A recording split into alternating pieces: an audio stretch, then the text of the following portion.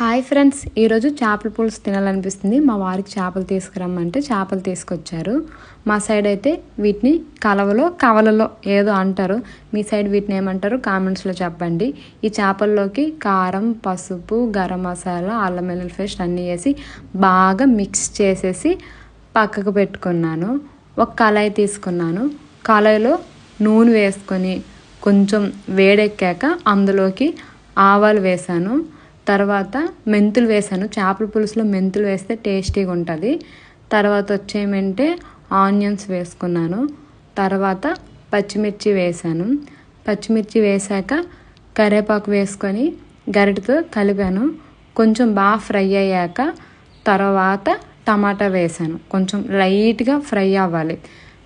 Fry అయిన తర్వాత టమాటా వేసుకొని సాల్ట్ వేసి మూత పెట్టుకున్నాను. ఒక 10 minutes మెత్తగా అయ్యేంత వరకు. సరే కానీ కొంతమంది కామెంట్స్లో ఓవర్ యాక్షన్ చేస్తున్నారేంటి, నాకు తెలియక అడుగుతాను కానీ ఈ సొల్లు వీడియోస్ ఎందుకు, నీ వీడియోస్ చేయకు, నీకెందుకు నా వీడియోస్ ఎలా ఉంటాయి, మీకు ఇష్టం ఉంటే చూడండి, నష్టమైతే మానేయండి, చూడకండి. అంతేగాని తింగర కామెంట్స్ పెట్టారనుకోండి ముక్కు మీద గుద్దుతాను. తాలింపు బాగా వేగిపోయాక చేపలు వేసుకొని తర్వాత చింతపండు పులుసు వేసుకొని మూత పెట్టేశాను.